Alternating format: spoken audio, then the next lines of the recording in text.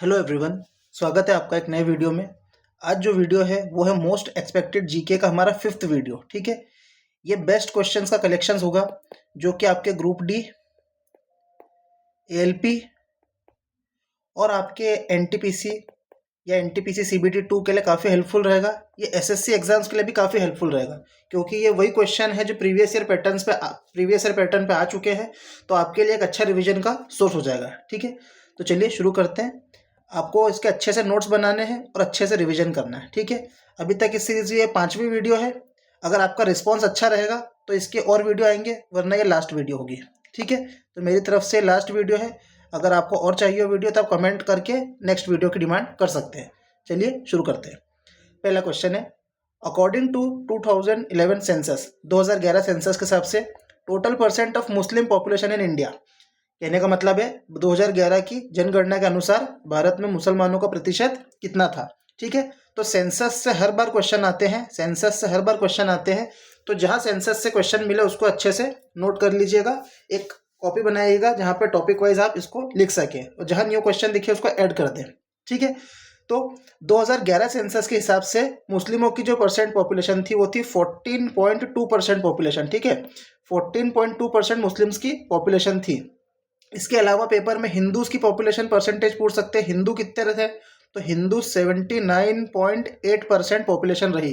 ठीक है, और अदर रिलीजन मतलब बाकी रिलीजन कौन कौन से हैं, तो हिंदू, मुस्लिम, सिख, है ना, ये तो मेजर रिलीजन होते हैं। लेकिन जो अदर रिलीजन की कैटेगरी होती है, जो बहुत छोटे छोटे रिलीजन है, वह सिर्फ 0.7% ही है भारत में। ठीक है, 2011 के सेंसस के हिसाब से।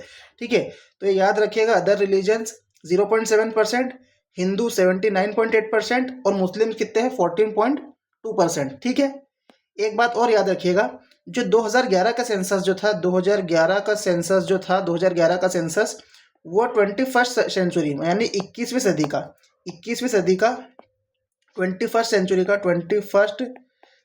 का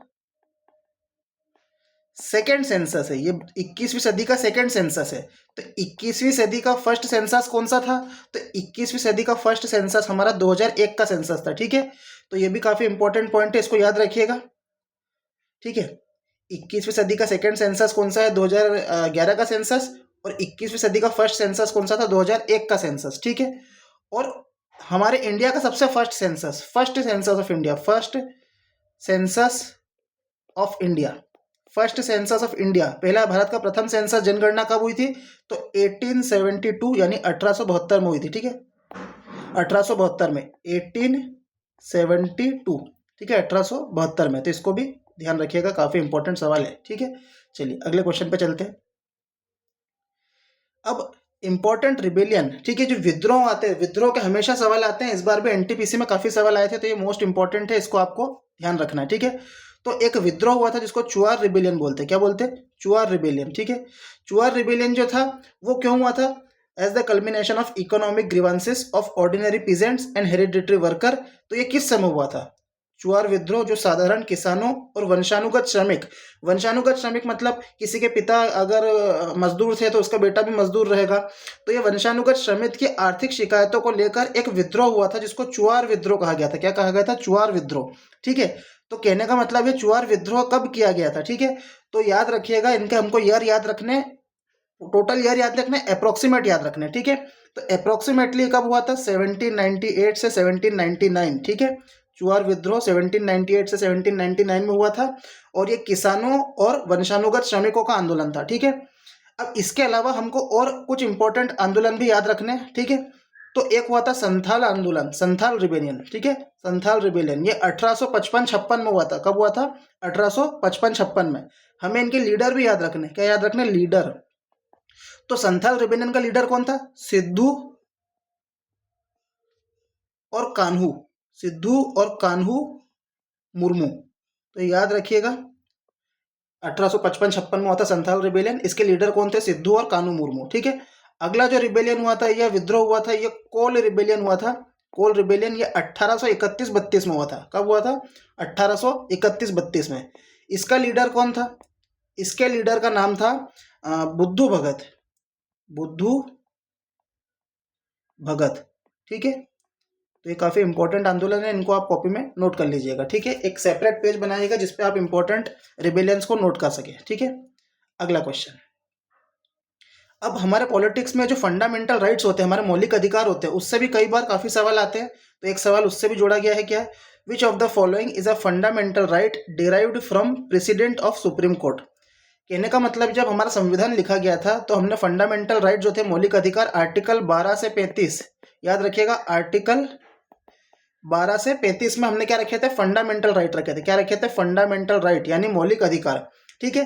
अब ये तो उस समय लिख दिए गए थे, लेकिन एक ऐसा फंडामेंटल राइट है जो उसमें लिखा नहीं गया है, लेकिन सुप्रीम कोर्ट के एक डिसीजन से, क्या प्रेसिडेंट का मतलब होता है सुप्रीम कोर्ट के एक डिसीजन से हमको समझ में आया कि वो जो है वो फंडामेंटल राइट है। तो इनमें से कौन सा ऐसा मौलिक अधिकार है, ठीक है। तो अलग अलग अधिकार दिए गए हैं, एक एक बताता हूँ।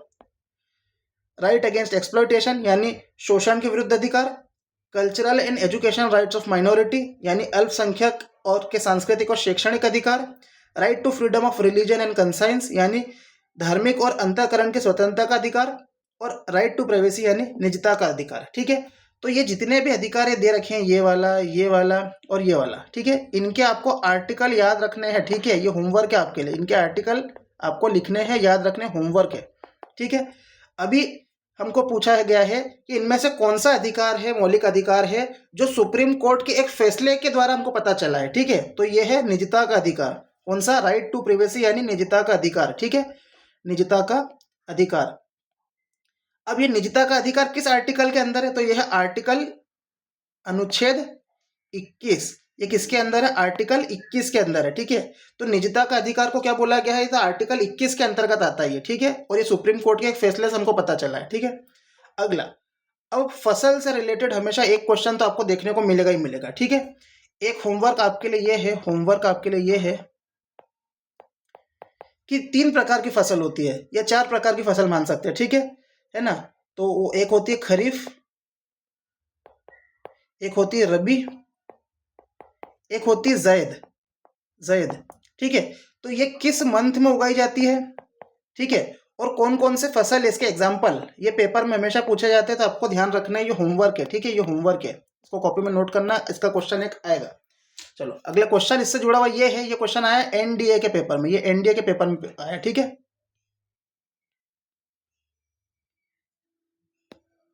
ये एनडीए के उसमें आया पेपर में, ठीक है। तो देखो, which of the following pair of crop and product are correctly matched, ठीक है, इनमें से कौन सा फसल है ना और उसका प्रकार सही मैच किया हुआ है। पहला दिया फूड क्रॉप यानी रागी, तो रागी जो होती है एक प्रकार की क्या है, खाने की फसल है, तो हाँ खाई जाती है इसको, ठीक है।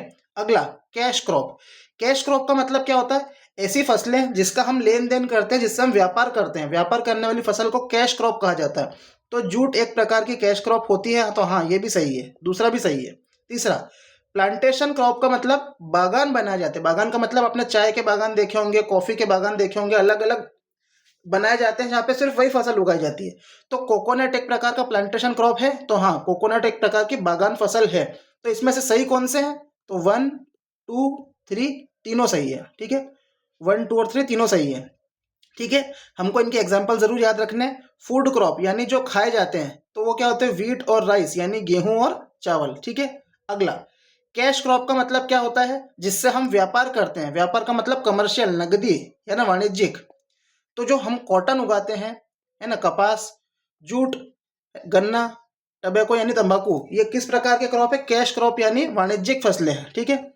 अगला प्लांटेशन क्रॉप, प्लांटेशन क्रॉप वो फसल होती है जो बागान बना के उगाई जाती है, बाग बनाए जाते हैं इनके, ठीक है, बाग। तो चाय, कॉफी, नारियल और रबड़, ये एक प्रकार की क्या है, प्लांटेशन क्रॉप्स हैं, ठीक है। तो ये बहुत इंपॉर्टेंट है, इनके एग्जाम्पल आपको याद रखने हैं, ठीक है। अगला क्वेश्चन है, during the reign of Akbar was the land that has been lain fallow for 3 to 4 year. पूछा गया है अकबर के शासनकाल में वह कौन सी भूमि है जिसको 3 से 4 वर्षों तक बंजर छोड़ दिया जाता था। तो देखो अकबर के समय क्या होता था, अलग अलग प्रकार की जमीन होती थी, उस पर खेती बाड़ी होती थी। खेती करने के कारण वो जमीन की जो उर्वरता क्षमता होती है यानी फर्टिलिटी होती है, फर्टिलिटी मतलब अनाज उगाने की क्षमता धीरे धीरे कम होती जाती है। तो अकबर के समय क्या किया गया था, कुछ जमीन को कुछ समय के लिए छोड़ दिया जाता था, ठीक है। तो अलग अलग प्रकार की जमीनें होती है, इसके एग्जाम्पल में सारे लेके आया हूँ, इनको आपको नाम के साथ याद रखना है, ठीक है। तो अलग अलग जमीन दे रखी है, एक परौती लिखी है, पोलाज लिखा है, छाछर लिखा है और बंजर लिखा है, ठीक है। तो अलग अलग प्रकार की इनको हमको पढ़ना रहता है कि कितने साल के लिए इनको खाली छोड़ा गया है, ठीक है। तो सबसे पहले बता रहा हूं मैं पोलाज। पोलाज जो होता था वो क्या होता था, पोलाज पोलाज ऑलवेज कल्टिवेटेड। ऑलवेज कल्टिवेटेड का मतलब इसमें हमेशा फसल वगैरह उगाई जाती थी, ऑलवेज कल्टिवेटेड। ऑलवेज कल्टिवेटेड मतलब हमेशा इसके ऊपर फसल उगाई जाती थी, इसको कभी खाली या फेलो, खाली का मतलब होता है फेलो, कभी खाली इसको नहीं छोड़ा जाता था, ठीक है। ऑलवेज कल्टिवेटेड है ना, नेवर फेलो, कभी खाली नहीं छोड़ते थे, ठीक है, ठीक है। अगला है परोती। परोती जो होती थी उसको क्या 1 से लेकर 3 साल के लिए, 1 से लेकर 3 साल के लिए फेलो छोड़ते थे, खाली छोड़ देते थे। 1 से लेकर 3 साल के लिए खाली छोड़ देते थे। क्यों खाली छोड़ देते थे? जिससे कि उसकी उर्वरक क्षमता है ना बढ़ जाए, जिससे उसकी उर्वरक क्षमता बढ़ जाए, जिससे उसके मतलब फसल हो गया तो अच्छे से हो गया, ठीक है। छाछर जो होती है वो 3 से 4 साल के लिए खाली छोड़ी जाती है। छाछर 3 से 4 साल के लिए फैलो यानी खाली छोड़ देते हैं, उस पर कोई खेती बाड़ी नहीं करते, ठीक है। और बंजर जो रहती है वो 5 से ज़्यादा साल के लिए, बंजर जो रहती है 5 से ज़्यादा साल के लिए खाली छोड़ दी जाती है, ठीक है। तो आपको ध्यान रखना है। तो क्वेश्चन था कि कौन सी जमीन होती थी जिसको 3 से 4 साल के लिए खाली छोड़ दिया जाता था, तो इसका आंसर है चाचर, ठीक है। चाचर को 3 से 4 साल के लिए खाली छोड़ दिया जाता है, फेलो छोड़ दिया जाता है, जिससे कि उसकी क्या हो, उर्वरक क्षमता बढ़े, ठीक है। अगला, अब डांस से जुड़ा हुआ क्वेश्चन हमेशा आता है, और एनटीपीसी वगैरह में तो डांस से जुड़े हुए उनकी स्टोरी भी पूछ ली जाती है कि ये बताओ ये किस चीज से जुड़ा हुआ डांस है, ठीक है। चलो, तो इनमें से कौन से डांस को सागा ऑफ ईस्ट कहते हैं, यानी पूर्व की गाथा, पूर्व की गाथा, पूर्व मतलब जो हमारी दिशा होती है पूर्व, तो पूर्व की गाथा किसको कहा जाता है, ठीक है।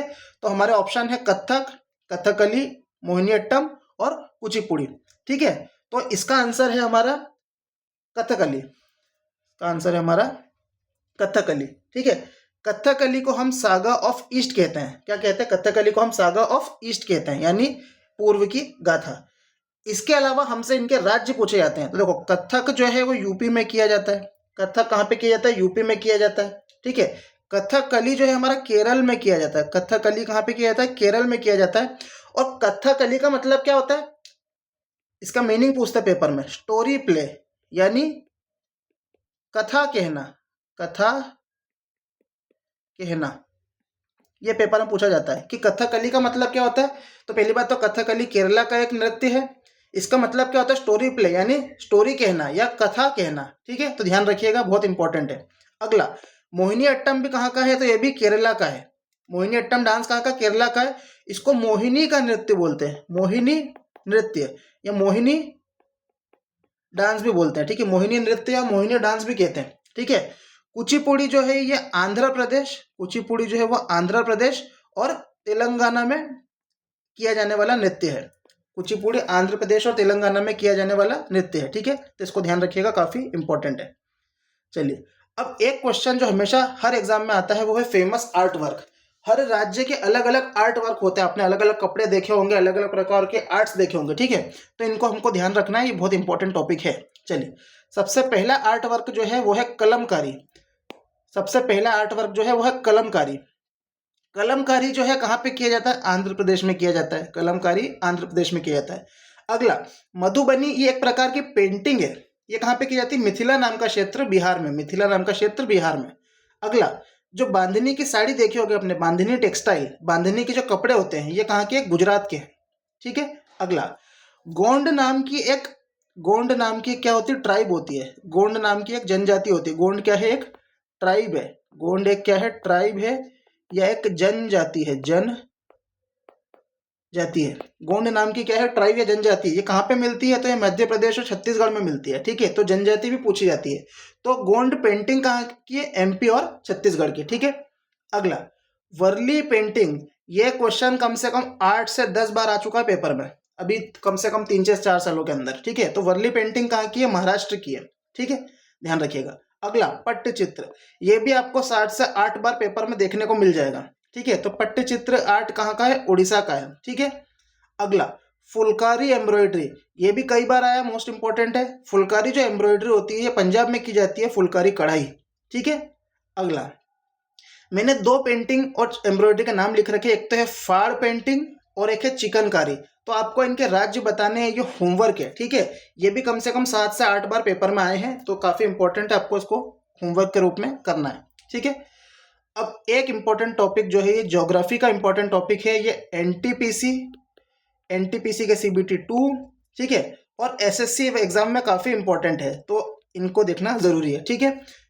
टॉपिक का नाम है इंपॉर्टेंट स्ट्रेट्स एंड चैनल, यानी महत्वपूर्ण जल डमरू मध्य और चैनल, ठीक है।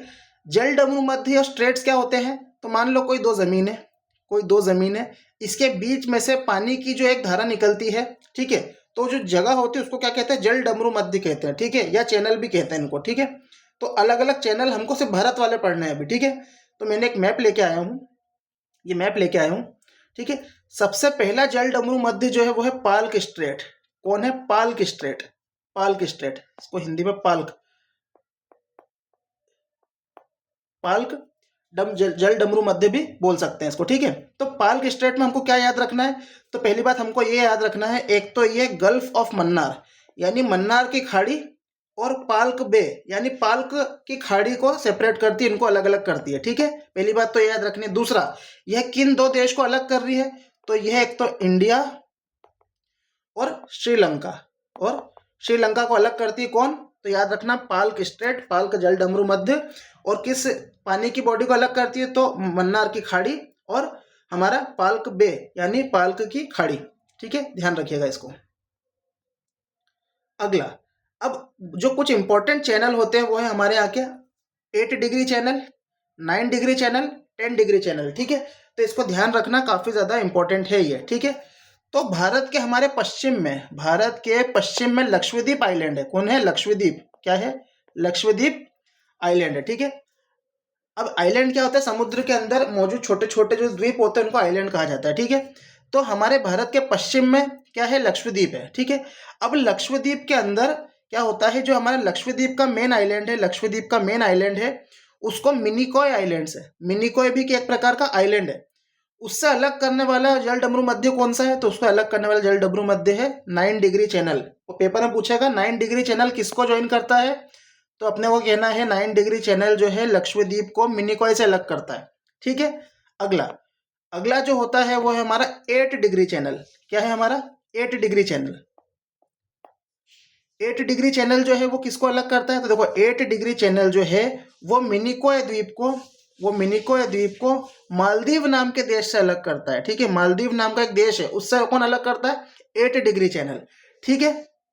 अगला, अब हमारा जो अंडमान निकोबार आइलैंड है, जो कहाँ पर है? अंडमान निकोबार आइलैंड कहाँ पे? हमारे भारत के ईस्ट में है, ठीक है, भारत के पूर्व में है, ठीक है। तो इसमें अंदर क्या याद रखना है हमको? 10 डिग्री चैनल याद रखना है, 10 डिग्री चैनल। यह 10 डिग्री चैनल किसको अलग करता है? तो 10 डिग्री चैनल जो है हमारे अंडमान निकोबार द्वीप समूह के लिटिल अंडमान और कार निकोबार को अलग करता है। किसको? लिटिल अंडमान या कार निकोबार, या ऐसा भी कह सकते हैं 10 डिग्री चैनल ऊपर अंडमान है और नीचे निकोबार है, इन दोनों को क्या करता है? सेपरेट करता है, ठीक है। यहाँ पे एक छोटा सा चित्र और आप देख सकते हैं कि लक्षद्वीप को मिनिकॉय से 9 डिग्री चैनल अलग करता है, मिनिकॉय को मालदीव से 8 डिग्री चैनल अलग करता है। 10 डिग्री चैनल जो है हमारा लिटिल अंडमान को निकोबार से अलग करता है, या बोल सकते हैं अंडमान को निकोबार से अलग कौन करता है? 10 डिग्री चैनल करता है, ठीक है। और एक और होता है जिसको डंकन पैसेज कहते हैं, डंकन पैसेज, ठीक है। यह किसको अलग करता है? तो ये रूथलैंड आइलैंड अगर आपको याद नहीं रहे तो आप ग्रेट अंडमान भी याद कर सकते हैं। ग्रेट अंडमान को लिटिल अंडमान से, ग्रेट अंडमान को लिटिल अंडमान से कौन अलग करता है? डंकन पैसेज अलग करता है। तो ये बहुत ज़्यादा इंपॉर्टेंट है, आपको ध्यान रखने हैं, पेपर में आने वाली चीज़ें, ठीक है। तो इसी के साथ हमारा वीडियो समाप्त होता है। आपको ये वीडियो कैसा लगा आप हमको कमेंट सेक्शन में ज़रूर बताएं। इस वीडियो को लाइक करें, शेयर करें और चैनल को सब्सक्राइब ज़रूर करें, जिससे कि हमको मोटिवेशन मिलेगा और नए वीडियोस लाने का। इसके साथ ही आपको इन वीडियोस के अच्छे से नोट्स बनाने हैं और कमेंट में जो जितना भी होमवर्क दिया जाए कमेंट में उसका आंसर ज़रूर करें। चलिए इसके साथ समाप्त करते हैं। धन्यवाद।